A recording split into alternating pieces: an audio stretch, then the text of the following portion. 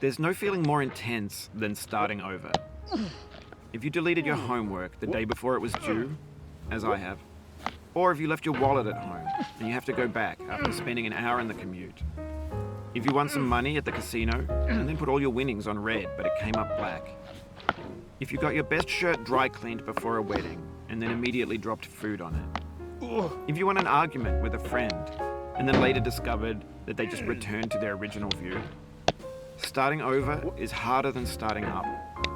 If you're not ready for that, like if you've already had a bad day, then what you're about to go through might be too much. No. Feel free to go away and come back. I'll be here. Alright, thanks for coming with me on this trip. I'll understand if you have to take a break at any point. Just find a safe place to stop and quit the game. And don't worry, I'll save your progress, always, even your mistakes. This game is a homage to a free game that came out in 2002, titled Sexy Hiking. The author of that game was Jazuo, a mysterious Czech designer who was known at the time as the father of B games. And B games are rough assemblages of found objects. Designers slap them together very quickly and freely, and they're often too rough and unfriendly to gain much of a following. They're built more for the joy of building them than as polished products. In a certain way, Sexy Hiking is the perfect embodiment of a B game. It's built almost entirely out of found and recycled parts, and it's one of the most unusual and unfriendly games of its time. In it, your task is simply to drag yourself up a mountain with a hammer. And that act of climbing, in the digital world or in real life, has certain essential properties that give the game its flavor. No amount of forward progress is guaranteed. Some cliffs are too sheer or too slippery. And the player is constantly, unremittingly in danger of falling and losing everything. Anyway, when you start Sexy Hiking, you're standing next to this dead tree that blocks the way to the entire rest of the game. It might take you an hour to get over that tree, and a lot of people never got past it. You prod and you poke at it, exploring the limits of your reach and your strength, trying to find a way up and over. And there's a sense of truth in that lack of compromise. Most obstacles in video game worlds are fake. You can be completely confident in your ability to get through them once you have the correct method or the correct equipment or just by spending enough time. In that sense, every pixelated obstacle in Sexy Hiking is real. The obstacles in Sexy Hiking are unyielding, and that makes the game uniquely frustrating.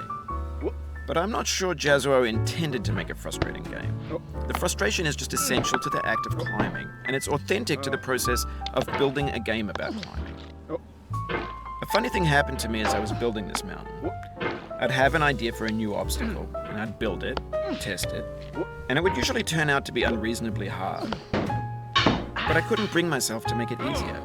It already felt like my inability to get past a new obstacle was my fault as a player rather than as a builder. Imaginary mountains build themselves from our efforts to climb them, and it's our repeated attempts to reach the summit that turns those mountains into something real.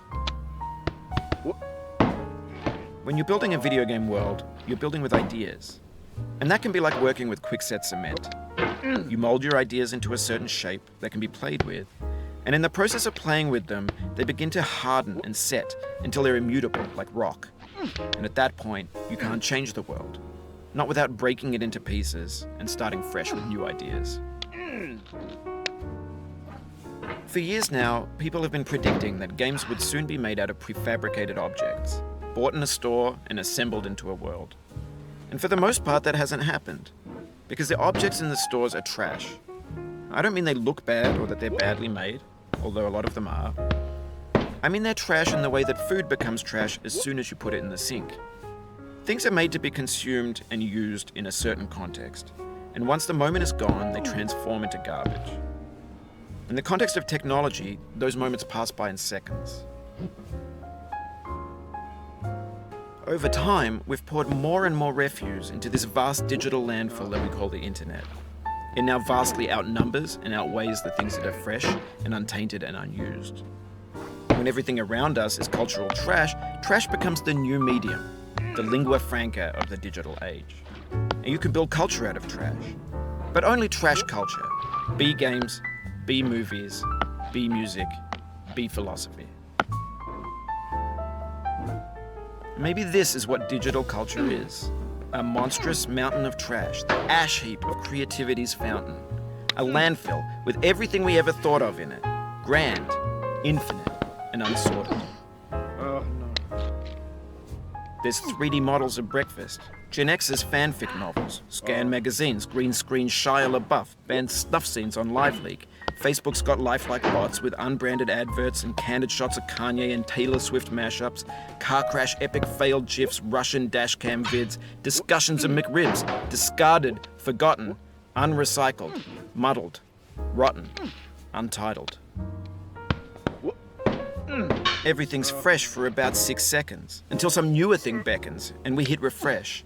And there's years of persevering, disappearing into the pile, out of style, out of sight. In this context, it's tempting to make friendly content that's gentle, that lets you churn through it but not earn it. Why make something demanding if it just gets piled أنت تتكلم جد مات لا حول ولا قوة إلا بالله والله ما أعرف غير منك دلوقتي يا أبو حميد up in the landfill, filed in with the bland things? Oh, you just lost a lot of progress. That's a deep frustration, a real punch in the gut.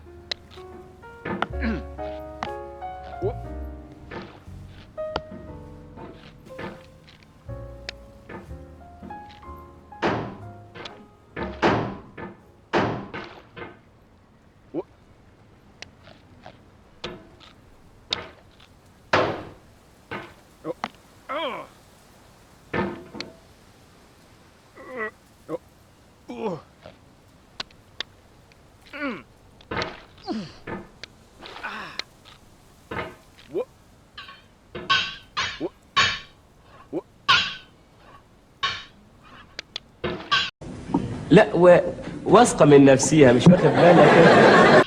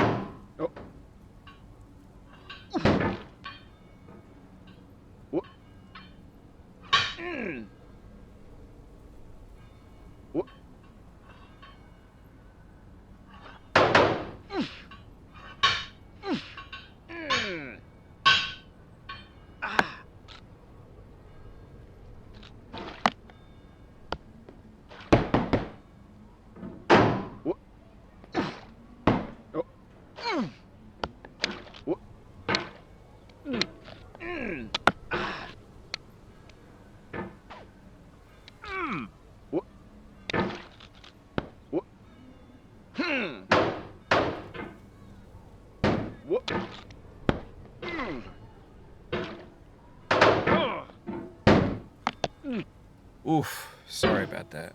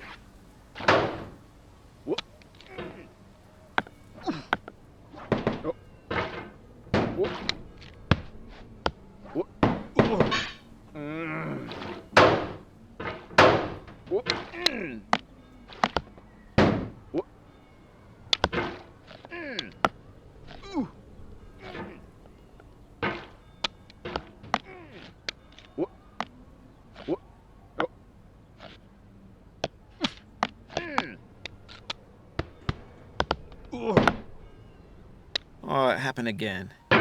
Keep on trying. انسى وابتدي من جديد. انسى.